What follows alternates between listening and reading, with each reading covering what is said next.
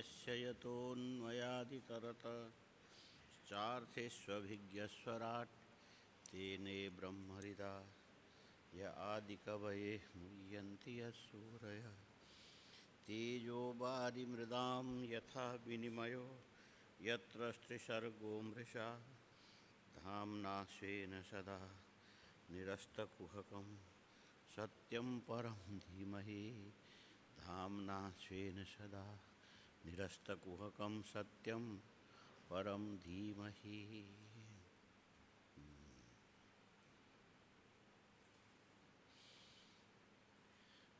44वां श्लोक है ना।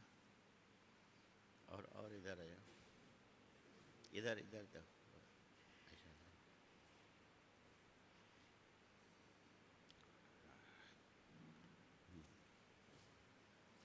तुम भी इधर आ जाओ,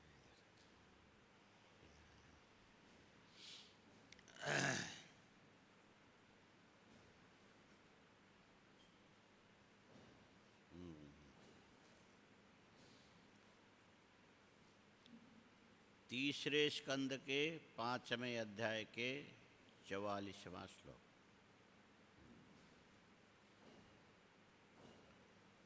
तान वा असत वृत्तिभिरक्षिभिर्ये परारितान मनसः परेश अथो न पश्यन्त्युरुगाय नूनम येते पदन्यास विलास लक्ष्म्यः।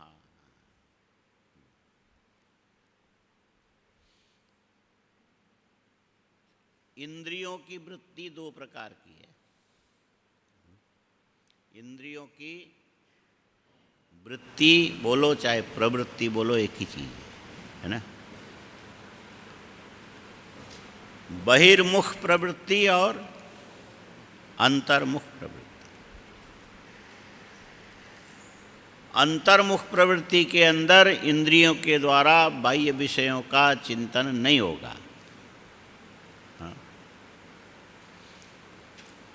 यदि इंद्रियां अंतर्मुख होंगी तो आँख से बाहर के रूप के दर्शन नहीं होंगे। अंतर्मुख बंद होगा। आँख बंद करने से कोई चीज़ दिखता है क्या? नहीं दिखता। और बहिर्मुख वृत्ति यदि होगी तो आँख से रूप दर्शन होगा। आँख खोलोगे दुनिया दिखेगी। दिखने के बाद फिर उसके प्रति तुम्हारी भावना बनेगी। वस्तु दिखते ही मन में भाव बनने लग जाएगा, अच्छा है या बुरा है, उपयोगी है अनुपयोगी है, अपना है या पराया है। ये भाव मूल यही है, और भी होते हैं। कितनी चीज़ें हुई। देखने के बाद सबसे पहले ये लगेगा अनुकूल है कि प्रतिकूल है। फूल दिखेगा तो ऐसा लगेगा अनुकूल है, कांटा दिखेगा तो लगेगा ये प्रतिकूल है, मित्र दिखेगा तो लगेगा अनुकूल है, शत्रु दिखेगा तो लगेगा प्रतिकूल है, जहर दिखेगा तो ऐसा लगेगा ये खराब है, नज़दीक नहीं जाना चाहिए, और अमृत दिखेगा तो तुमको बड़े प्रसन्नता होगी, अच्छी चीज़। दिखने के साथ साथ अधिकार बोध भी होता है। दिखने के साथ साथ अधिकार बोध। जैसे रात्रि में पूर्णिमा में चंद्रमा चमकती है, उसको देख करके तुमको ये बोध हो जाता है इस चंद्रमा के अंदर कोई विशेष वस्तु है, जिसको देख करके हमारा मन चंद्रमा के प्रति आकर्षित हो रहा है। जब किसी से पूछोगे सूर्य इतना अच्छा नहीं लगता, इतना चंद्रमा क्यों लगता है, तो सामने वाला बोलेंगे चंद्रमा में अमृत है। चंद्रमा में अमृत को संस्कृत में सुधा बोलते हैं। हाँ, बोलो, अमृत को संस्कृत में सुधा। और उसके अंश रहने से उसकी किरणों के अंदर एक विशेष शीतलता, विशेष आकर्षण, विशेष कांति है, इसीलिए चंद्रमा अच्छा लगता है। अब ये जो अमृत सुनते ही तुम्हारे मन में आएगा कि अमृत माने क्या, जिसके सेवन करने से मरण धर्मा व्यक्ति काफ़ी दिन तक मृत्यु से बचा रहता है, नहीं मरता है, वृद्धावस्था से बचेगा, मृत्यु से बचेगा, अजर और अमर होगा। ऐसे अमृत की भी विशेषता है। बोले हाँ। चंद्रमा में है? बोले हाँ। हमें मिलेगा कि नहीं मिलेगा? तो जवाब मिलेगा तुम्हें नहीं मिलेगा। चंद्रमा दूर आकाश में है, तुम पृथ्वी के मर्त्यलोक में रहने वाले मनुष्य हो, और तुम्हें चंद्रमा के अमृत की प्राप्ति होगी नहीं, क्योंकि तुम्हारे अधिकार क्षेत्र से बाहर है। और तुम्हारे अधिकार क्षेत्र से बाहर होने से तुमको भरोसा हो जाता कि खाली देखते रहो, ये तुम प्राप्त नहीं कर सकते। इसीलिए ठीक है, चंद्र दर्शन कर लिया, अच्छी बात है। तो ये भी देखने के बाद बनने वाली भावनाएं हैं। क्या है? बहिर्मुख वृत्ति से आँख से चंद्र दर्शन, चंद्रमा की किरणों में प्रिय दर्शन, उस प्रिय बुद्धि को समाधान करने के लिए अमृत का ज्ञान, और उस अमृत को प्राप्त करने की इच्छा तुम्हारे मन में हो जाए तो तुमको ये पता लगेगा कि ये हमारे अधिकार क्षेत्र में नहीं है। इतनी सारी चीज़ें एक वस्तु को देख करके सामने आती है, इससे भी ज़्यादा। ये तो हमने थोड़ा बताया, इससे भी ज़्यादा होता। तो इतना विचार यदि तुम करते रहोगे तो उस समय तुम्हारे हृदय में भगवान के चरण विन्यास की पीठिका के रूप में अहंकार रूपी तत्व है, चित्त में परमात्मा बैठे हैं। ये ज्ञान इस विचार काल में हो सकता है? नहीं समझे? आँख से रूप दर्शन करते ही इतनी सारी चीज़ों की कल्पना जब करने लगोगे तो मन एक बार में एक चीज़ की कल्पना करेगा, दो दो चीज़ की नहीं कर सकता। जब बाहर की इतनी सारी चीज़ों के बारे में तुम विचार करोगे, उस समय मेरे हृदय में भगवान की कृपा है, भगवान विद्यमान है, इसीलिए हमें आँखों से रूप दर्शन हो रहा है। ये अंतर्मुख वृत्ति के द्वारा विचार किया जाने लायक जो वस्तु है, उसका विज्ञान बाह्य वस्तु को देख करके संकल्प विकल्प करते समय तुम्हारे मन में आ सकता है? हाँ, नहीं समझे? हाँ, नहीं आ सकता। अब कैसे समझाएं हम?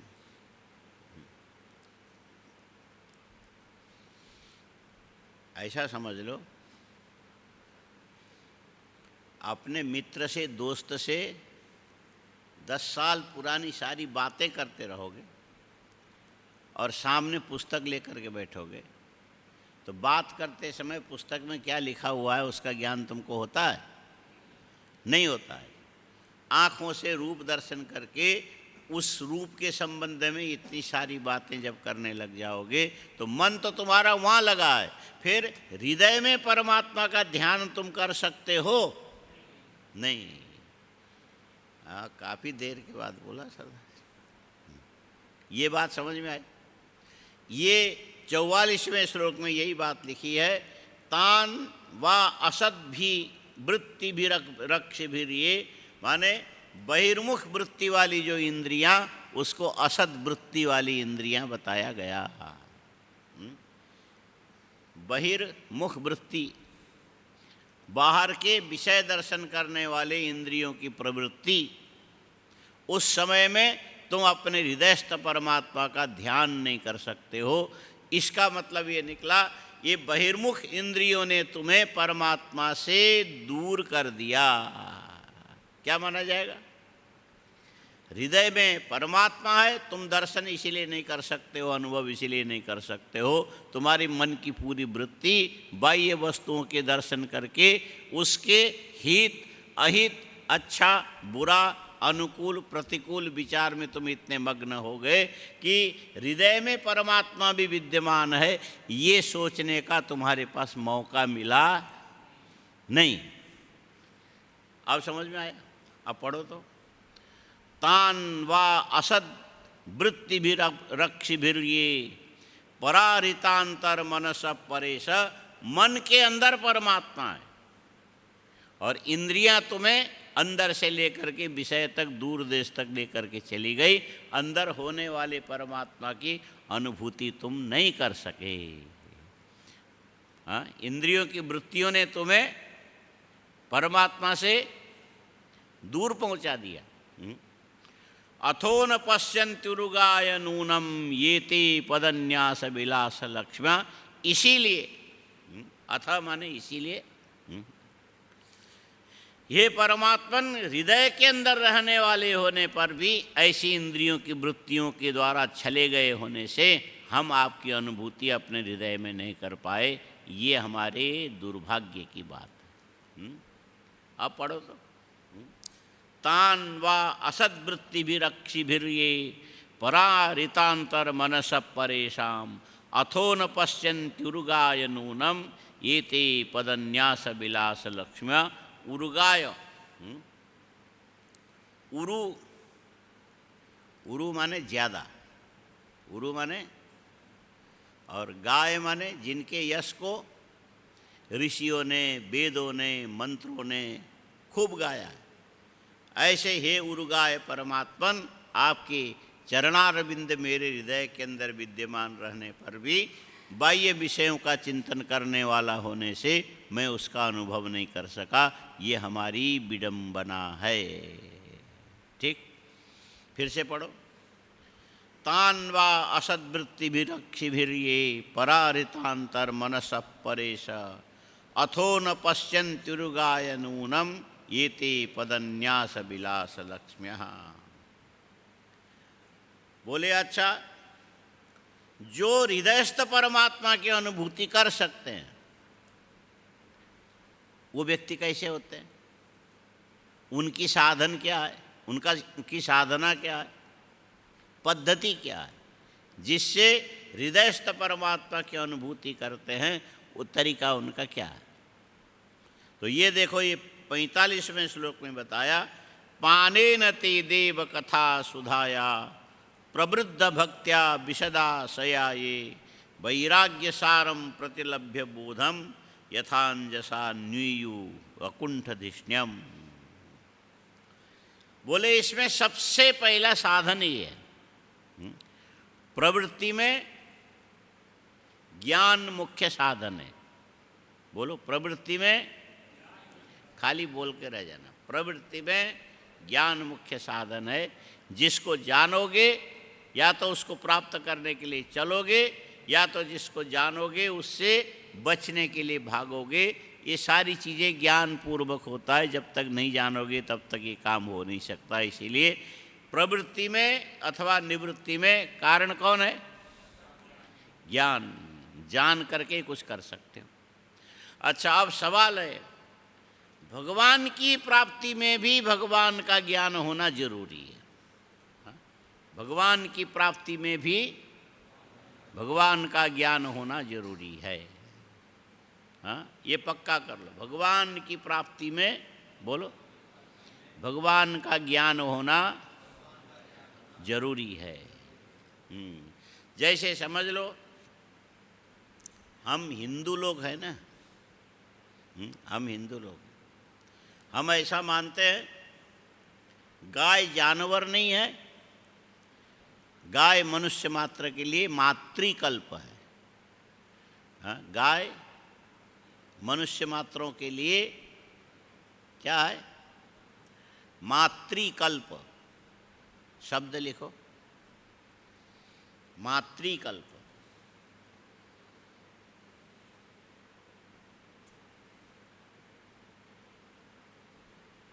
कल्प माने समान, मातृ माने माता।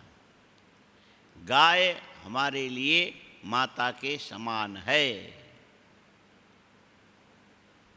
बोलो, गाय हमारे लिए माता के समान है। तो माता जब वृद्ध हो जाए, उससे अपने कपड़े स्वयं नहीं धोया जाए तो पुत्र उसके कपड़े को धो देता है।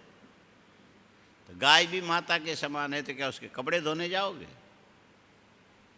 हाँ, जब माता के प्रति आदर भाव व्यक्त करोगे तो जाके पूछोगे, माता जी आपको कहीं घूमने जाने की इच्छा है, हम गाड़ी में बैठा करके आपको ले जाना चाहते हैं। और क्या गाय को भी बोलोगे, माता जी आप भी मेरे साथ घूमने जाओगे, कि खूंटे में बांध के रखोगे? हाँ, तो ये कैसे मातृकल्प हुआ? दूसरी बात है, हमारे हिंदू धर्म में ये है कि भले खूंटे में बांध करके रखो, लेकिन गाय की पूजा की जाती है। गाय की ये पूजा का मतलब चंदन का इतना महत्व नहीं है, फूल माला का महत्व नहीं है। गाय की पूजा का मतलब है खूंटे से बंधी रहने वाली गाय को अनुकूल चारा प्रदान करना, ये गाय की पूजा है। समय पर पानी पिलाना, ये गाय की पूजा है। उसके शरीर को सहलाना, गाय के शरीर को सहलाना, ये गाय की पूजा है। इसीलिए इसमें कोशकारों ने गाय का एक नाम रखा, खर्जन प्रिया। खर्जन प्रिया, खर्जन प्रिया का मतलब है उनके शरीर में रोम ज़्यादा होते हैं, बाल ज़्यादा होते हैं। गाय के शरीर में बाल ज़्यादा होते हैं। और हम लोग जो भैंस के दूध की अपेक्षा गाय के दूध को अच्छा इसीलिए मानते हैं, इसीलिए कि उनके शरीर में रोमावली ज़्यादा होती है। जिसके शरीर में ज़्यादा रोमावली हो उसके रक्त में उतनी ज़्यादा शुद्धि होती है। जिसके रक्त में शुद्धि होगी उस रक्त के परिणाम के रूप में बने हुए दूध में गुणवत्ता उतनी ज़्यादा बढ़ती है। भैंस के शरीर में रोम कम होता है और गाय के शरीर में रोम ज़्यादा होने से दूध के पवित्रता के लिए, दूध की पुष्टिकारकता के लिए गाय ज़्यादा अच्छी है और उस दूध से सारे प्राणियों का जीवन चलता है। इसीलिए हम गाय को मातृकल्प मानते हैं। ठीक है। और शरीर में रोम बाल ज़्यादा होने से, सर्दी है, गर्मी है, तो सर्दी में तो उनको अच्छा लगता है, कोई खास खराब नहीं लगता है। लेकिन गर्मी के दिन में शरीर के अंदर निकलने वाले जो पसीने हैं, ये पसीने रोम के जड़ में बैठे बैठे गाय को एक प्रकार से खाज पैदा करता है। उस खाज को मिटाने के लिए गाय के शरीर में हाथ से ऐसे सहलाओगे अथवा हाथ में जो बोरी को लेकर के ऐसे ऐसे मलोगे, धोओगे और उसको गाय को बड़ा अच्छा लगता है। उसका प्रिय कार्य है। ये क्या चीज़ है? ये पूजा है। गाय की पूजा क्या है? गवाम पूजा यवसादिना, ऐसा करके आगे 10वें स्कंद के अंदर आएगा। गाय की पूजा ये है, हरा घास खिलाओ, उसके शरीर में सहलाओ और उसको जहाँ पर बांधा गया रस्सी को थोड़ा ढीला करो और कहीं अंदर खुजाती हो तो उसको अच्छा लगता, प्रिय लगता है। और पानी से नहलाओ गर्मी में। ठंडी में ज़्यादा गाय को नहलाना नहीं चाहिए, क्योंकि जल्दी ये जो रोम सूखता नहीं सूखने से अंदर जाने वाले जो ठंडक है ये उसको नुकसान कर सकता है। इस ढंग से उपचार करना, उपचार माने सेवा करना, उपचार माने और उसके बछड़े का ध्यान रखना, ये तो गाय की हो गई पूजा। ठीक है। अच्छा, शास्त्रकार ये बोलते कि इस ढंग से प्रतिदिन गौ की पूजा करने वाला, सेवा के द्वारा पूजा करने वाला कहाँ जाता है? भगवान श्री कृष्ण के गोलोक में जाता है। कहाँ जाएगा? किस काम के, किस कर्म के फल के रूप में गए? गाय की सेवा पूजा रूपी पवित्र कर्म के द्वारा तुम गोलोक जाने के अधिकार प्राप्त करते हो। अब सवाल है कि जिस गाय की सेवा करने के फल में हमको गोलोक की प्राप्ति हुई, वो गाय भी उस गोलोक में जाएगी कि नहीं जाएगी? एक नया सवाल ये है। गाय की सेवा करके हम गोलोक पहुँचे तो वो गाय गोलोक में जाएगी कि नहीं जाएगी? सवाल ये। अभी समझ में आ रहा है? हाँ? जिस गाय की सेवा से हमें भगवान श्री कृष्ण के गोलोक की प्राप्ति हुई, वो गाय भी गोलोक में जाएगी कि नहीं जाएगी? हाँ? नहीं जाएगी, पक्का हो गया। जाके देख के आए थे। तुम पहले पहुँचे और वहाँ गाय को देखा, नहीं मिला, इसलिए बोल दिया पटाख से। जिसकी सेवा से तुम्हें गोलोक मिला, उस गाय के लिए वो गोलोक दुर्लभ होना चाहिए। हाँ? जिसकी सेवा करने से, जिसकी भक्ति करने से तुम्हें भगवान श्री कृष्ण के लोक की प्राप्ति होती है, तो उसी वो गाय को वो लोक की प्राप्ति क्यों नहीं होती?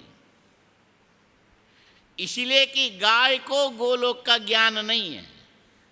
बोलो, गाय को गोलोक का ज्ञान नहीं है। उसको इतना ही ज्ञान है कि ये आदमी मेरी सेवा करता है, मेरा हित करता है, मेरे बछड़े को पालता है और साथ में मेरी सुरक्षा के लिए ध्यान देता है, गौशाला बनाता है, दरवाजे बंद करता है, हिंसक जानवरों को आने से रोकता है, समय पर खिलाता है। इसीलिए ये हमारी सेवा करने वाला है, ये आदमी मेरा प्रिय है। क्या मानती है? इतना तो गाय मानती है, लेकिन उसको भगवान श्री कृष्ण का ज्ञान नहीं है।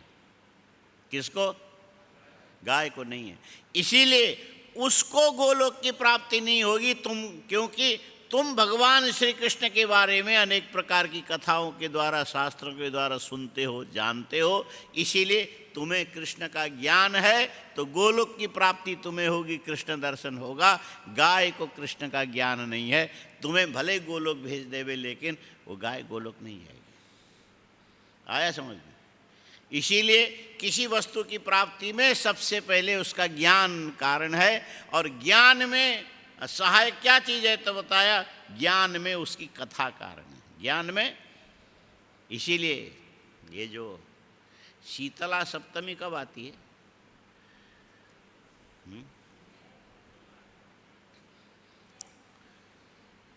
शीतला सप्तमी आती है।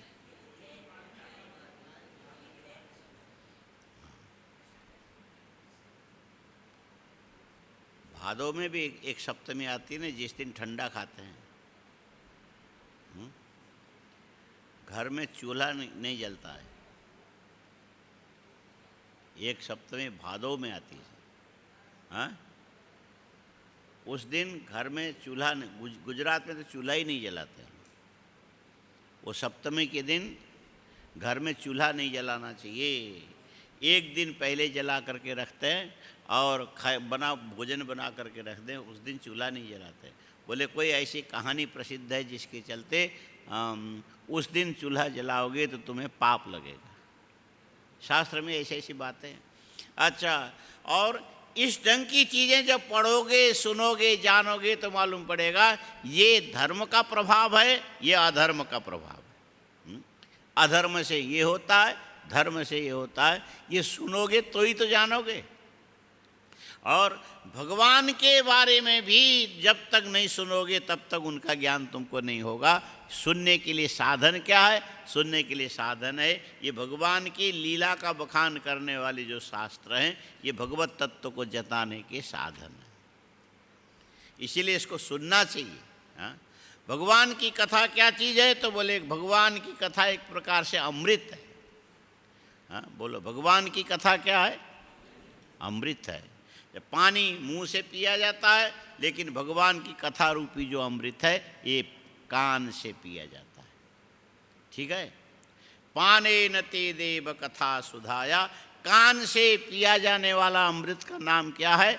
कथा रूपी अमृत। कथा सुधा माने कथा रूपी अमृत।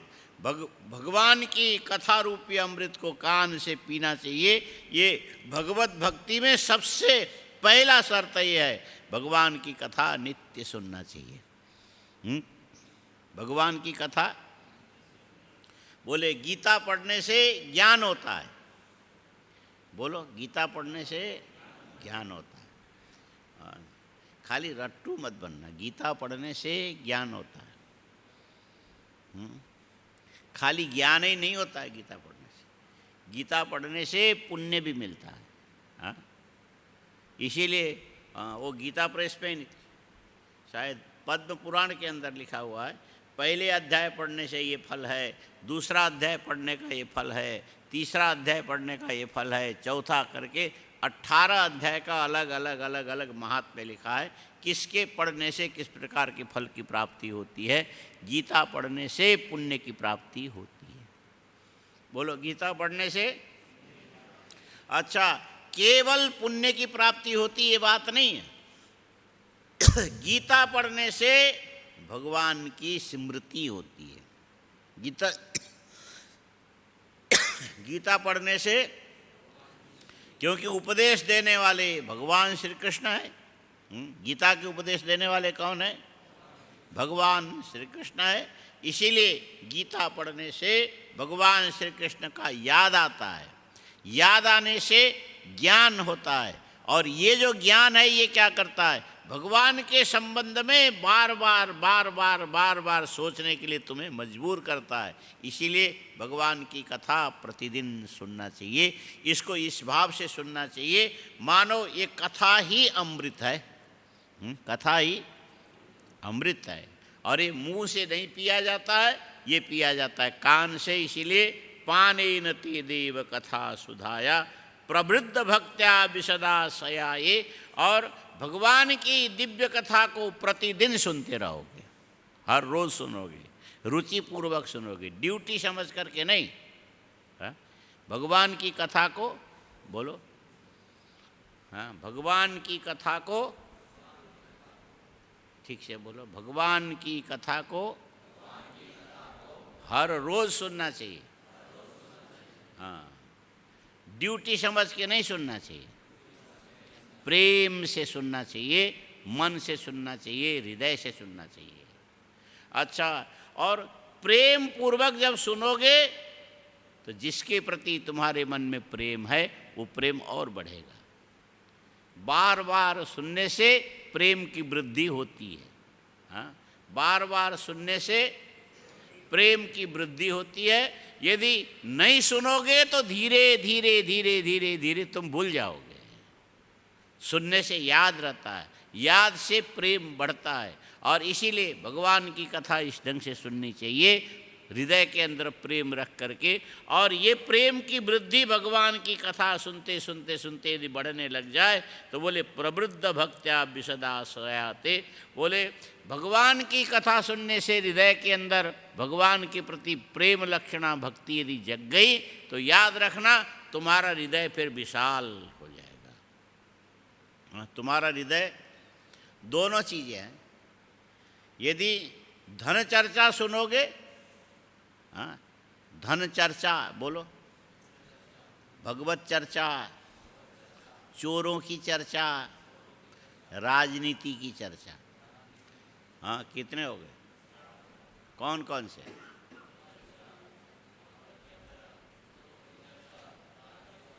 हाँ ठीक है।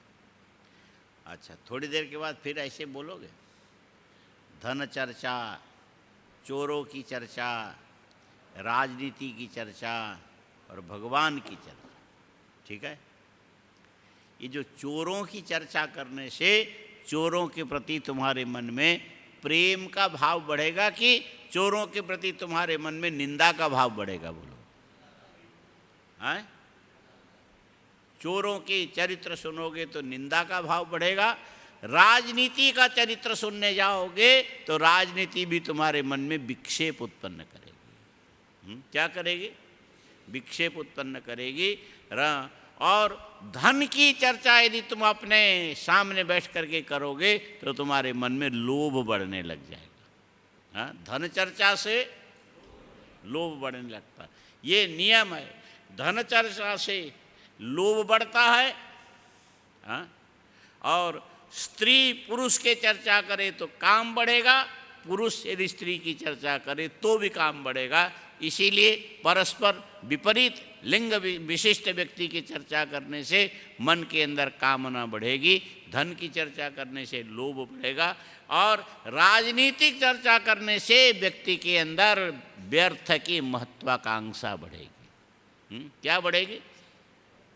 व्यर्थ की महत्वाकांक्षा बढ़ेगी।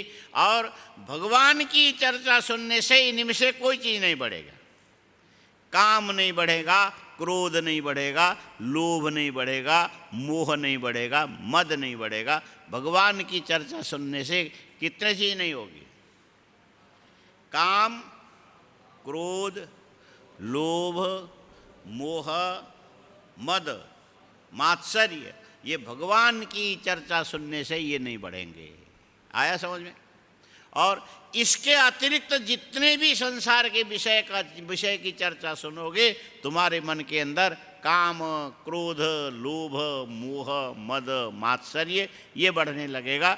और काम, क्रोध, लोभ, मोह, मद, मात्सर्य यदि बढ़ा तो तुम्हारा हृदय छोटा हो जाएगा। हाँ, तुम्हारा हृदय छोटा हो जाएगा।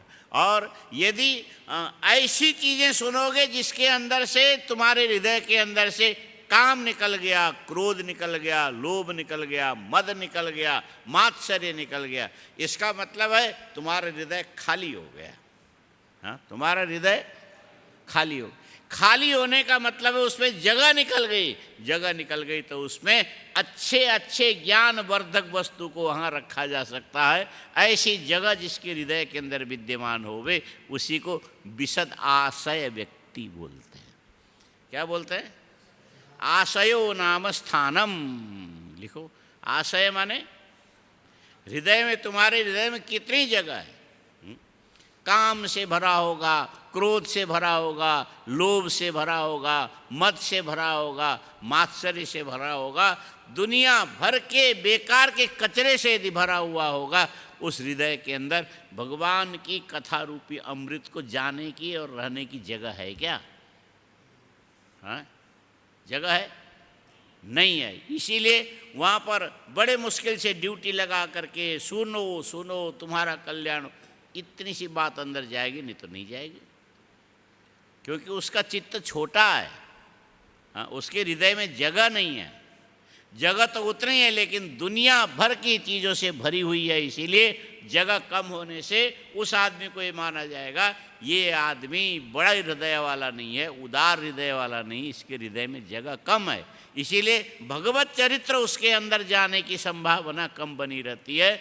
यदि लगातार भगवान का चरित्र सुनते रहोगे, काम क्रोध लोभ मोह मद मात्सर्य कम होने से तुम्हारा चित्त विशद माने जगह वाला बन जाएगा, विशद आशय वाला बन जाएगा।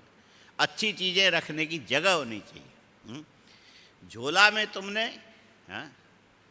खाली मरे हुए मुर्गी के पंखे भर के रखा है और तुमको 20,000 रुपये मिले तो कहाँ रखोगे?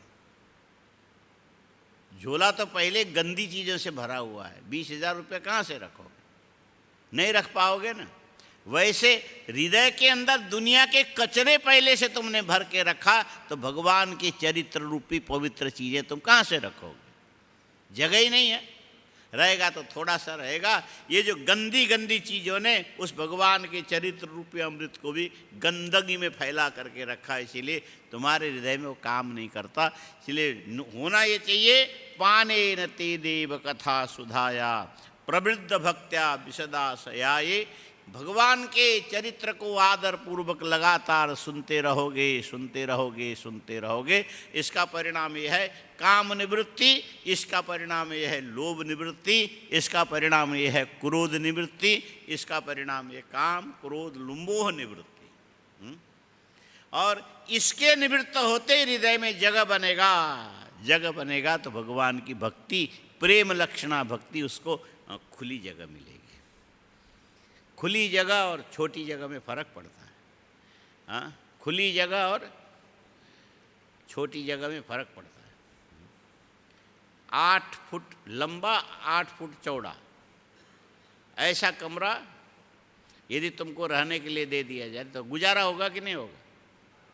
अरे आदमी 6 फुट का होता है, ज़्यादा से ज़्यादा 6.25 फुट का होगा, और सोएगा तो 8 फुट में आराम से, फिर भी बचेगा 2 फुट जगह बचेगी, उठ सकता है, बैठ सकता है, इतना काफ़ी है। 8 बाई 8 के कमरे में भी तुम्हारा गुजारा आराम से हो जाता है कि नहीं होगा? आराम से हो जाएगा। अब हमने यहाँ 8 बाई 8 के कोई कमरे नहीं बनाए, अब बनाना पड़ेगा तुम्हारे गुजारे के लिए। यहाँ सब बड़े बड़े बने हैं। अच्छा, ये जो 8 फुट बाई 8 फुट के कमरे में बनारस में हम लोग विद्यालय में 3 आदमी रहते थे। कितने? हाँ, और उस पर कस्म कस होता था। 3 फुट 2.5 फुट में एक आदमी सोता था, 2.5 फुट में दूसरा सोता था, 2.5 फुट में तीसरा सोता। कितने हो गए? 5, 6, 7.5 फुट गया। आधे फुट के अंदर थोड़ा सा इधर घूमने फिरने की जगह बचती थी। हाँ, तो भी ठीक ही था, काम चलता था। और गुजारा है वो। हाँ, उसको क्या बोलते हैं? पंजाब में शायद एक ज़िला है कि गांव, गुजरांवाला बोलते हैं, तो वहाँ से गुजारा करते होंगे। और बड़े बड़े शहरों में आजकल यही होता है। हाँ, ज़्यादा से ज़्यादा 10 बाई 10 का एक रूम होगा, उसमें 2 व्यक्ति रहेंगे, दूसरे में 2, और जहाँ पर 10 बाई 10 का दूसरा कमरा होगा उसमें 5 बच्चों को ले जा करके सुला देंगे। और वो यहाँ से ज़्यादा जाएंगे यहाँ, यहाँ से जाएंगे यहाँ, यहाँ से जाएंगे वहाँ, वहाँ से उठ करके आएंगे। कौन सा एक रूम होता है जिसको डाइनिंग बोलते हैं, हाँ, जिसमें डायन रहती है, हाँ, डायन इन, ऐसे ही शब्द है वो, हाँ, अंग्रेजी होगा शायद, सुना है तुम लोग। हम लोग जहाँ भोजन करते हैं ना, ऐसी जगह को लोग डाइनिंग बोलते हैं। हाँ, क्या कृष्ण क्या बोलते हैं? डाइनिंग बोलते हैं। तो ये शब्द कैसा है? जिसके अंदर डायन बैठी हो, डायन इन, हाँ, डायन इन रूम, हाँ, डायन बैठी। अब उनका शब्द है, उनकी भाषा है, हम कैसा भी अर्थ करें हमारी मर्जी है, लेकिन ऐसा अर्थ नहीं है खाने की बैठने की जगह। डाइनिंग माने बैठ करके खाने की परोसने की जगह, यही ना। अच्छा, एक घर के अंदर इतनी व्यवस्था होती, नहाने की जगह, बनाने की जगह, बैठ करके खाने की जगह, सोने की जगह, इतना। वो कितने में? बस मुश्किल से 1000 स्क्वायर फुट पर्याप्त है एक परिवार के लिए, 3-4 आदमी के लिए, और ज़्यादा हो गया तो 1200, अधिक हो गया तो 1600, 2000, 2500 फुट का यदि हो गया तो माना जाएगा कि बड़ा घर वाला आदमी है। क्या माना जाएगा? बड़ा घर वाला आदमी। और उसमें यहाँ से वहाँ गया, वहाँ से यहाँ गए, यहाँ जहाँ जहाँ जाओगे जो देखोगे उतने संस्कार तुम्हारे मन के अंदर रहेंगे। छोटे से घर के अंदर रह करके जितने चीज़ें तुम देखोगे उतने संस्कार मन के अंदर पड़ेंगे। वहाँ से निकल करके इस हॉल के अंदर आओगे तो एक साथ ऐसा, अरे ये तो काफ़ी बड़ा है, तो छोटे बच्चे तक दौड़ने लगते हैं, यहाँ से वहाँ दौड़ेंगे, वहाँ से उनको अच्छा लगता है। क्यों भाई? खाली जगह अच्छी मिल गई, हाँ? और ऐसी ऐसी कई चीज़ें हो, दौड़ करके वहाँ जाएंगे, उतर के नीचे जाएंगे, और पार्किंग में दौड़ेंगे, उधर जाएंगे यज्ञशाला, उधर से लौट के आएंगे इधर। माने ये छोटे से बड़े जगह यदि मिल गया तो आपको ऐसा लगेगा हम खुली हवा में इधर से उधर जा रहे हैं, बड़ा अच्छा लग रहा है, बड़ा आनंद आ रहा है। वैसे ही भगवान की भक्ति को भी हृदय के अंदर कैद करते समय ये ध्यान रखना चाहिए, तुम्हारे हृदय में कितनी जगह है। यदि विशाल जगह है, हाँ, यदि विशाल जगह है, वहाँ पर काम नहीं है, क्रोध नहीं है, लोभ नहीं है, मोह नहीं है, मद नहीं है, मात्सर्य नहीं है, 6 प्रकार के हृदय के दोष यदि विद्यमान नहीं है तो समझो तुम्हारा हृदय भी विशद आशय वाला, विशद जगह वाला बनता है। ऐसी जगह में भगवान की दिव्य कथा श्रवण करके उसके संस्कार को मन के अंदर रखोगे तो ये भक्ति वहाँ पर बढ़ने लग जाती है। हाँ, ये भक्ति वहाँ पर गमले के पेड़ और जमीन के पेड़ में फर्क नहीं है। गमले का पेड़ इतना ही होगा, इससे ज़्यादा जाएगा, नीचे उसके जड़ फैलने की जगह नहीं है, ज़्यादा खुराक लेने की जगह नहीं है। यदि ज़्यादा बढ़ने लगे तो ऊपर से कटिंग कर देते हैं, उसको उतने में सीमित होकर के रहना पड़ेगा। और बंगाल की ज़मीन में एक आम का पेड़ लगा दो, 5 साल के बाद आकर के देखो तो हरा भरा इतना विशाल फैला हुआ मिलेगा, क्योंकि खुली आकाश उसको मिल गया, नीचे फैलने के लिए जड़ें मिल गई। ऐसे तुम्हारे हृदय के अंदर भी भगवान के भक्ति को फैलने के लिए जगह चाहिए, खुली जगह। और यदि उस आम के पेड़ के नीचे बड़े बड़े गोल पत्थर ला करके ढेर लगा करके रख दो, वो आम का पेड़ 1 साल में सूख जाएगा। हाँ, वो आम का पेड़ 1 साल में सूख जाएगा। ये काम, क्रोध, लोभ, मोह, मद, मात्सर्य भी यही काम करते हैं। हृदय के अंदर बनने वाली भगवान की भक्ति को संकुचित करके पूरे के पूरे हृदय की जो जगह है उसको गंदे गंदे कठोर पत्थर के समान पदार्थों के द्वारा ऐसा संकुचित करके रख देंगे, वहाँ भगवान की भक्ति का विकास हो नहीं पाता। न हो पाने के चलते ज्ञान नहीं होता, ऐसा नहीं, ज्ञान जरूर होता है, लेकिन उस परमात्मा के भक्ति के फैलने की जगह न होने के कारण अंत में आकर के आदमी बाहर ये बोलने लगता है कि नहीं जी हम तो कोई भगवान को नहीं मानते हैं। किसको मानते हो? 6 बजे के बाद वो बोतल को हम मानते हैं। हाँ, वो होता ना,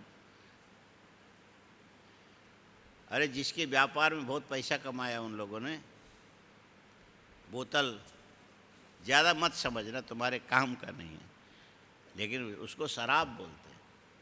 हमको शाम को 6 बजे के बाद शराब पीने को चाहिए, और उसके बाद उल्टी करने के लिए एक जगह चाहिए, और उसके बाद पड़े रहने के लिए जगह चाहिए। हम इतने ही मानते हैं, उसके लिए थोड़ा पैसा चाहिए, इसके लिए दिन में धंधा करेंगे, पानी करेंगे, कमाएंगे, और रात को शराब पिएंगे, थोड़ा बहुत खाएंगे, लड़ाई झगड़ा करेंगे, गाली गलौज करेंगे, और उसके बाद बेहोश होकर के गिर गए तो गिर गए। बस इतने हम जानते हैं, ये भगवान भगवान को हम नहीं जानते। जानोगे कैसे? तुम्हारे हृदय में इतनी जगह ही नहीं है। बाकी चीज़ें पहले से बहुत भरी हुई है। हाँ, ये अच्छा है, ये बुरा है, वो अपना है, ये पराया है, उसने ये किया, उसने ये किया, उसने, और ये सारे संसार के दुराशय से भरे हुए हृदय के अंदर भगवान की भक्ति को पूरा खुले हॉल में जैसे बच्चे खुश होकर के दौड़ते हैं, ऐसे बढ़ने की मन ये जो संभावना है कम रहती है। अब इसको पढ़ो। पानेन ते देव कथा सुधाया प्रवृद्ध भक्त्या विशदाशया ये, और भगवान की कथा लगातार रुचिपूर्वक सुनते सुनते सुनते सुनते जिसके हृदय के अंदर से काम क्रोध लोभ मोह मद मात्सर्य निकल गए और उनका हृदय विशाल हो गया। ऐसे विशाल हृदय के अंदर जैसे बंगाल के उपजाऊ भूमि, हाँ क्या बोलते हैं, उपजाऊ भूमि बोलते हैं, ज़्यादा उपज देने की क्षमता वाली भूमि में पेड़ लगाओ तो 4-5 साल में विशाल वृक्ष बन जाता है। ऐसे खाली जगह वाली हृदय के अंदर भगवान की प्रेम लक्षणा भक्ति यदि बढ़ने लग जाए, विशद आशय वाले हृदय में ही ये सब हो सकता है, छोटे छोटे हृदय में ऐसा नहीं हो सकता। विशदाशया ये वैराग्य सारम प्रतिलभ्य बोधम, बोले ये जो भक्ति तो एक प्रकार के बेल है। भक्ति क्या है? बेल। बेल माने लता, पराश्रित गति है जिसकी, विकास है जिसकी, पेड़ के आश्रय में लताएं लिपट लिपट के फैलती है, वैसे भक्ति भी ज्ञान में आश्रित होकर के तुम्हारे हृदय में पूरी हरियाली लाने वाली चीज़ है। इसीलिए कह दिया वैराग्य सारम प्रतिलभ्य बोधम। और ये जो भक्ति की जो बेल जब फैलने लगती है, इसमें निकलने वाले फूल क्या चीज़ है? ये जो भगवत प्रेम भक्ति है, इसके अंदर से निकलने वाले जो फूल हैं, ये तुम्हारे जीवन में होने वाला जो मंगल है ना, ये फूल है। वैराग्य सारम। दूसरा क्या? तो बोले फल क्या चीज है? इसका फल है वैराग्य। माने तुम अपने भक्तिमय संसार में अपने हृदय में ऐसे विचरण कर रहे हो, वहाँ पर तुम्हें मंगलमय हर चीज़ की अनुभूति हो रही है, और इसके साथ साथ में भगवत तत्व का विज्ञान भी हो रहा है। भगवत तत्व का फूल के बाद फल होता है, परिपक्व होने पर ये फल तुम्हारे खाने के काम आते हैं। ये जो फल क्या चीज़ है? भक्ति का जो फूल है वैराग्य है, और उसके द्वारा परिपुष्ट होने वाला जो फल वो क्या चीज़ है? वो बोध है, भगवान की कथा। भगवान की कथा अमृत है। बोलो, भगवान की कथा अमृत है, और आदर पूर्वक श्रवण करने से ये अमृत हृदय के अंदर के मृत्यु की ओर ले जाने वाले काम क्रोध लोभ मोह मद मात्सर्य को नष्ट करके हृदय में विशाल जगह बनाती है। और जगह बनने के बाद इसमें भगवान के प्रेम लक्षणा भक्ति अंकुरित होती है। ये भक्ति जब हृदय में फैलने लग जाए, इसके द्वारा तुम्हें हर जगह सुबह मंगल आनंद सुखानुभूति होती है। और इस सुखानुभूति के सामने संसार के वैषयिक सुख, वैषयिक सुख का मतलब विषय से प्राप्त होने वाला सुख तुम्हें फिर नीरस लगने लगता है। भगवान की भक्ति के सामने सांसारिक विषय का सुख कैसा लगेगा? विषय रस फीका, ऐसा करके तुलसीदास ने लिखा। भगवान के भक्ति रस की अनुभूति करने के लिए जाओगे तो विषय रस तुम्हें फीका लगने लग जाएगा। इस प्रकार वैराग्य पूर्वक जो बोध है और वो बोध यदि तुम्हारे हृदय के अंदर, विशाल हृदय के अंदर पनपने लगा और फैलने लगा, तो बोले यथांजसा नीयुर अकुंठ धिष्ण्याम, उसके बाद तो उस अकुंठ, हाँ अकुंठ बोलो, कुंठा माने गांठ, कुंठा माने लकड़ी के दुकान में जाओ, जा कर के देखो कौन सी लकड़ी अच्छी है, तो बोलते लकड़ी तो भाई मजबूत चाहिए कि अच्छा चाहिए, तो फिर कहोगे मजबूत भी चाहिए अच्छा भी चाहिए। उससे पूछो अच्छाई का क्या मतलब है? अच्छाई का मतलब है कि ऊपर से नीचे तक गांठ नहीं होना चाहिए, सीधी होनी चाहिए। फिर बंगाल के लकड़ी के दुकान वाले बताएंगे ऐसी लकड़ी तो भाई ये बादाम की लकड़ी होती है। बादाम माने जो खाते हो वो नहीं है, बादाम का पेड़ अलग है, जो लकड़ी के काम में आने वाला वो लंबा सा ऐसा जाता है, और उसको जब चिराई करोगे एक भी बीच में गांठ नहीं मिलेगी। तो गांठ होगा तो दिखाई देगा गोल सा ऐसा, और लकड़ियों में, शीशम में अमुक जगह में गांठ होता है, उसमें मसाला भर भर के सम बनाते हैं, लेकिन जहाँ गांठ होगा उसमें खुरदरापना जरूर होगा। वैसे ही ये जो चित्त के अंदर भी टेढ़ी मेढ़ी चीज़ें आकर के जो फंसती है, छल है, कपट है, पता नहीं क्या क्या अंदर होता है, ये सारे तुम्हारे हृदय के अंदर की गांठें हैं। ये क्या है? ये गांठें क्या करती है? ये तुम्हारे दिव्य भगवत तत्व रूपी जो ज्ञान है, इसको पूरी तरह से फैलने में ये गांठ प्रतिबंधक बन जाती है, रुकावट बन जाती है। और ये गांठ को यदि कोई काट के अलग कर सकता है तो कौन करेगा? ये भगवान की प्रेम लक्षणा भक्ति ही उस गांठ को काट सकती है। और वो गांठें यदि कट गई तो ये भक्ति पूरी तरह से तुम्हारे हृदय में फैलेगी। हाँ? गांठ रहित हृदय में काम भी ग्रंथि है, गांठ है, क्रोध भी ग्रंथि है, गांठ है। काम, क्रोध, लोभ, मोह, मद, मात्सर्य ये हृदय के अंदर की गांठें हैं। हाँ? ये क्या है? और एक ऐसी गांठें, जटिल गांठें हैं। जटिल का मतलब है जैसे बालों के जो गांठ होता है, जटा बन जाता है और उसको कंघी से निकालने से साफ नहीं हो सकता, ऐसे काम, क्रोध, लोभ, मोह, मद, मात्सर्य का जो गांठ है ये ऐसा उलझा हुआ रहता है। एक जन्म तो क्या, हजारों जन्म तक ये गांठ कभी निवृत्त होता ही नहीं है। तुम लाख कोशिश करोगे, बड़े बड़े ज्ञानवानों के नज़दीक में जा कर के बैठोगे, तो भी हृदय के अंदर की इन गांठों के चलते ज्ञान तुम्हारे हृदय में पूरी तरह से, अच्छी तरह से फैल नहीं पाता है। और ये गांठें भगवान की भक्ति से ही सुलझ सकता है। जिन बालों में जटा बन गया उसको अच्छी तरह से नहाना पड़ेगा और साबुन लगाना पड़ेगा, तेल लगाना पड़ेगा, आज कल परसों और साथ में वो जो क्या कंघी लगा करके तब जाके वो बाल साफ होता है। वैसे वैराग्य मूलक ज्ञान और साथ में भगवान की भक्ति के द्वारा हृदय के अंदर की ग्रंथि को समाप्त करोगे तो तुम्हारा हृदय कुंठा माने गांठ रहित होने से हृदय तुम्हारा अकुंठ हो गया। हाँ, विगत कुंठा यस्मादिति विकुंठा। हृदय कैसा बन गया? पहले काम, क्रोध, लोभ, मोह, मद, मात्सर्य के गांठ वाला हृदय था और भगवान के भक्ति के आने से ये सारे गांठें खत्म हो गई। इसके खत्म हो जाने पर हमारा हृदय विकुंठ का जो भाव है वैकुंठ बन गया, जिसमें काम नहीं, क्रोध नहीं, लोभ नहीं, मद नहीं, मात्सर्य नहीं। इस प्रकार के हृदय को विकुंठ हृदय बोलते हैं। विकुंठ हृदय के अंदर जो भगवत तत्व का विज्ञान विकसित होने लगता है, बोले इसी को बोलते हैं वैकुंठ में भगवान की प्राप्ति का मतलब ये है कि ज्ञान को प्रतिबंधित करने वाली जो हृदय के अंदर के दोष है, उस दोष को भगवान की भक्ति के द्वारा मिटाओगे तो उसमें साक्षात भगवान की अनुभूति कराने वाला दिव्य ज्ञान की अनुभूति हो जाएगी। वैराग्य सारम प्रतिलभ्य बोधम यथांजसा न्यूरकुंठ धिष्ण्यम। बोले इसीलिए हे भगवान से प्रार्थना इतनी करनी चाहिए, भगवान हमको पैसा नहीं चाहिए, घर नहीं चाहिए, मकान नहीं चाहिए, संतान नहीं चाहिए, व्यापार नहीं चाहिए, यश नहीं चाहिए, कीर्ति नहीं चाहिए, पद नहीं चाहिए, कुछ नहीं चाहिए। फिर क्या चाहिए? बस हमें प्रतिदिन आपकी दिव्य, पवित्र, कथा अमृत पान करने का हमको अवसर मिले, भगवत कथा सुनने का अवसर। उससे तुम्हें क्या मिलेगा? बोले उससे आपके प्रति हमारे मन में प्रेम लक्षणा भक्ति जगेगी। उससे क्या होगा?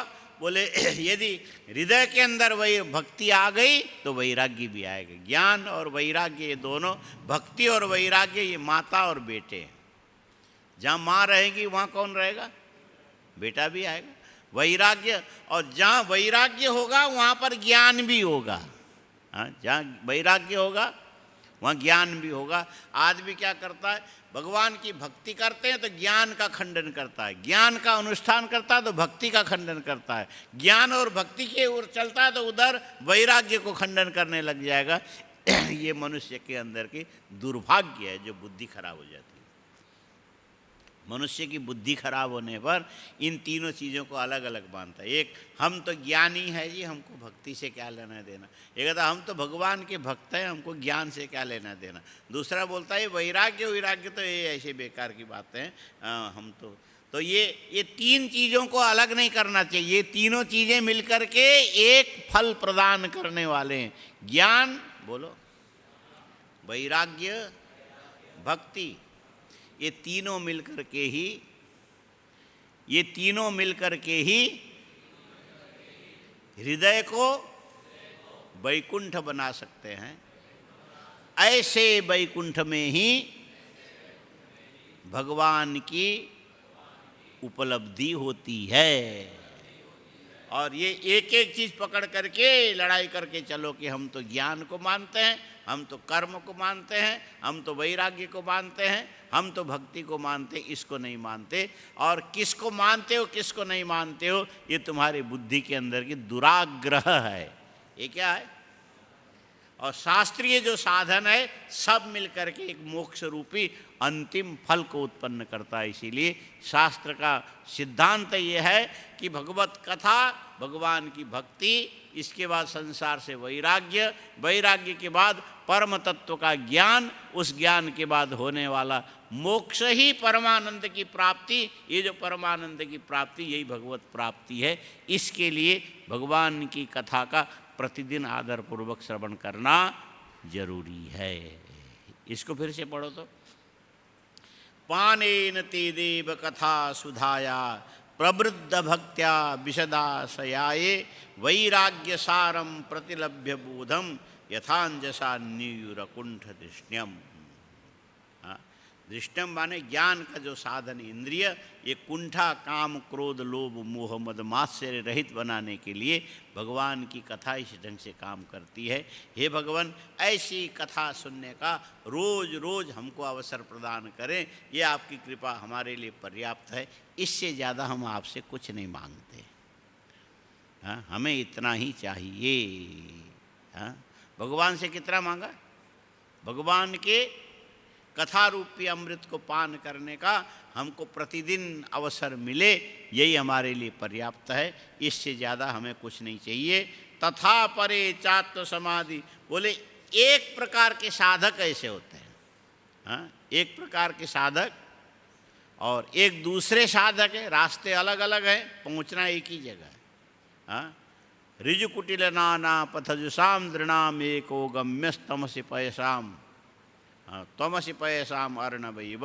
जैसे अलग अलग रास्ते से बहने वाली नदियाँ समुद्र में पहुँचती है, ठीक इसी प्रकार अलग अलग साधन को अपनाने वाले भी पहुँचते अंत में परमात्मा तक। दूसरे साधक कौन है?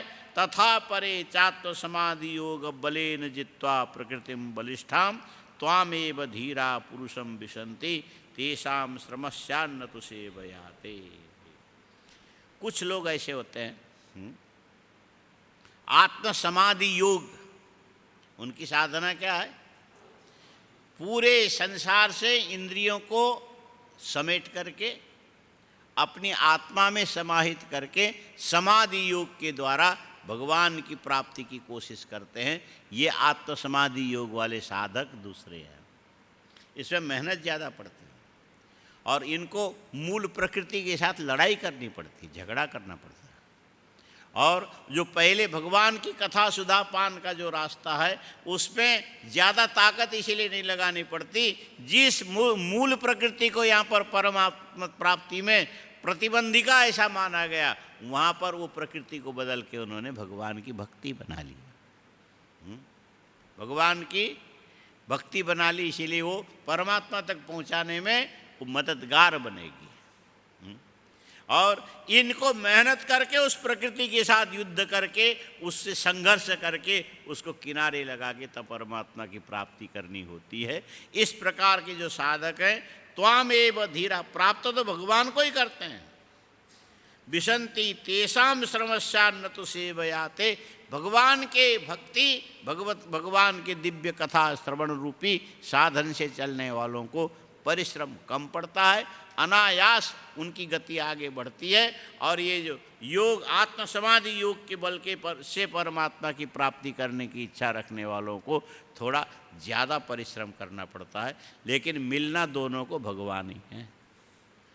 हाँ, दोनों को मिलेंगे कौन? भगवान ही मिलेंगे। ये थोड़ा श्रम साध्य साधन है और वो थोड़ा सरल साधन है। इसमें से वही सबके लिए उपयुक्त होता है। कोई ऐसा श्रम करना चाहते हो तो ऐसा भी कर सकते हो। आत्म समाधि योग ये हो गया।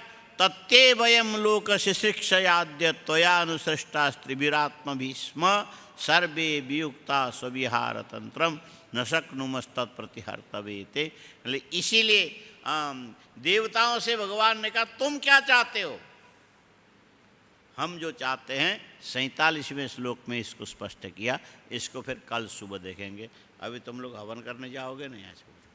ओम पूर्णमदः पूर्णमिदं पूर्णात् पूर्णमुदच्यते पूर्णस्य पूर्णमादाय पूर्णमेवावशिष्यते। ओम शांति शांति शांति। शंकरं शंकराचार्यं केशवं बादरायणं सूत्रभाष्यकृतौ वन्दे भगवन्तौ पुनः पुनः। ईश्वरो गुरुरात्मेति मूर्तिभेदविभागिने व्योमवद्व्याप्तदेहाय दक्षिणामूर्तये नमः। ओम शांति शांति शांति। ओम नमः पार्वती पतये हर हर महादेव।